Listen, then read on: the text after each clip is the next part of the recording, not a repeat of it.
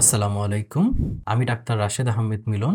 আজকে আমরা জানব গলা ব্যথা কেন হয়, আমাদের করণীয় কি এবং কি খাবো এবং কি খাবো না। আসুন জেনে নেওয়া যাক গলা ব্যথার কারণসমূহ। সাধারণত ভাইরাসজনিত কারণে গলা ব্যথা হয়ে থাকে। ঠান্ডা পরিবেশে এবং ওয়েদারে গলার যে আবরণ রয়েছে তা ভাইরাসের কারণে সংক্রমিত হয়ে থাকে এবং গলা ব্যথার প্রাদুর্ভাব দেখা দেয়। সাধারণত ৩ থেকে ৫ দিনের মধ্যেই এই ভাইরাসজনিত গলা ব্যথা সেরে যায়। তাই প্রাথমিকভাবে কোনো অ্যান্টিবায়োটিকের প্রয়োজন হয় না। আরেকটি অন্যতম কারণ হলো টনসিলের প্রদাহ। আমাদের জিহ্বার পিছনে দুপাশে দুটি টনসিল রয়েছে।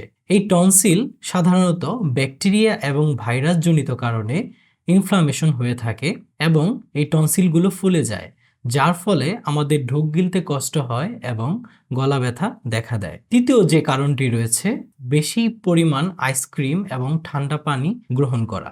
অতিরিক্ত ঠান্ডা কোমল পানীয় এবং আইসক্রিম গ্রহণের ফলে আমাদের গলায় যে সংবেদনশীল আবরণ রয়েছে তা সংক্রমিত হয়। সাধারণত ব্যাকটেরিয়া এবং ভাইরাস দ্বারা সংক্রমিত হয়ে থাকে।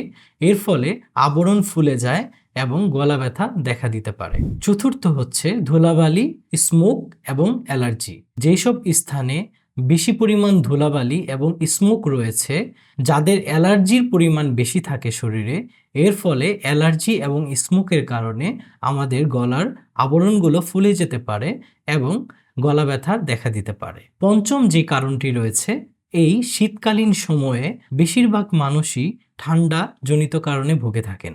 এর ফলে দুটি নাকই বন্ধ হয়ে থাকে। যখন আমরা রাতে ঘুমোতে যাই তখন আমরা নাক দিয়ে শ্বাস নিতে পারি না এবং বেশি বেশি মুখ দিয়ে শ্বাস নেওয়ার কারণে আমাদের গলা শুকিয়ে যায় এবং গলা ব্যথা দেখা দিতে পারে। ষষ্ঠ যে কারণটি রয়েছে তা হলো গ্যাস্ট্রোএসোফেজিয়াল রিফ্লাক্স ডিজিজ। যাদের গ্যাস্ট্রোএসোফেজিয়াল রিফ্লাক্স ডিজিজ রয়েছে, অর্থাৎ স্টোমাকের যেই হাইড্রোক্লোরিক অ্যাসিড রয়েছে তা যদি রিফ্লাক্স হয়ে গলায় চলে আসে এবং গলার আবরণগুলি ক্ষয় হয়ে সেখানে গলা ব্যথা দেখা দিতে পারে। সাধারণত যারা গ্যাস্ট্রিকের সমস্যায় ভুগে থাকেন তাদের এই সমস্যাটি বেশি হয়ে থাকে। জেনে নেওয়া যাক গলা ব্যথার উপসর্গ কি কি। সাধারণত গলা ব্যথায় ঢোক গিলতে কষ্ট হবে, গলা শুকিয়ে যাবে, কণ্ঠ অস্পষ্ট হয়ে যাবে, খাবার খেতে কষ্ট হবে। কিছু ঘরোয়া উপায় রয়েছে যার ফলে খুব সহজেই গলা ব্যথা থেকে মুক্তি পেতে পারি। গরম পানি দিয়ে গার্গেল করা। গরম পানিতে আমরা যদি 1 চা চামচ লবণ দিয়ে গড়গড়া করি দিনে 2 থেকে 3 বার, তাহলে গলা ব্যথা সংক্রমণ থেকে খুব সহজেই নিরাময় হওয়া যায় এবং গলায় আরাম পাওয়া সম্ভব। যদি আমরা গরম পানিতে 2 থেকে 3 চামচ মধু নিয়ে আমরা গ্রহণ করি তাহলে অনেকটাই গলা ব্যথা কমে আসতে পারে। গরম স্যুপ আমাদের গলা ব্যথার জন্য খুবই উপকারী একটি ভূমিকা পালন করতে পারে এবং পুষ্টির চাহিদাও পূরণ করতে পারে। সর্বশেষ পর্যাপ্ত পরিমাণ ঘুম এবং বিশ্রাম। শরীরকে শান্ত রাখতে হলে এবং রোগের বিরুদ্ধে কাজ করতে হলে শরীরকে একটু সময় দিতে হবে। তাই পর্যাপ্ত পরিমাণ ঘুম একটি ভালো ঘরোয়া উপায়, যার ফলে আমরা গলা ব্যথা থেকে পরিত্রাণ পেতে পারি। আসুন জেনে নেওয়া যাক গলা ব্যথায় কখন আমরা ওষুধ গ্রহণ করব। সাধারণত ভাইরাস এবং ব্যাকটেরিয়া জনিত কারণেই গলা ব্যথা হয়ে থাকে। যদি গলার টনসিলগুলো ফুলে যায় এবং গলা ব্যথার কারণে আপনার ঢোক গিলতে খুবই কষ্ট হয় এবং খাবার গ্রহণ করতে পারেন না, তখন আমাদের কিছু ওষুধ খেতে হতে পারে।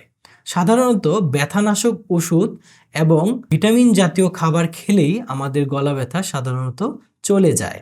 কিন্তু কিছু কিছু সময় প্রচুর গলা ব্যথা হয়, 3 দিনের বেশি গলা ব্যথা থাকে, কোনোভাবেই গলা ব্যথা কমছে না, কথা বলতে কষ্ট হচ্ছে, স্বর অস্পষ্ট হয়ে যাচ্ছে, তাহলে আমাদের ডাক্তারের শরণাপন্ন হতে হবে এবং প্রয়োজনীয় ওষুধপত্র গ্রহণ করতে হবে। গলা ব্যথার সময়ে কোন কোন খাবার খাওয়া যাবে না। ঠান্ডা জাতীয় যে কোনো খাবার পরিহার করাই আমাদের জন্য উত্তম। অতিরিক্ত ঝাল, টক এবং ভাজাপোড়া খাবার খাওয়া যাবে না। টনসিল ফুলে গেলে অথবা গলা ব্যথা থাকলে ধূমপান পরিহার করতে হবে।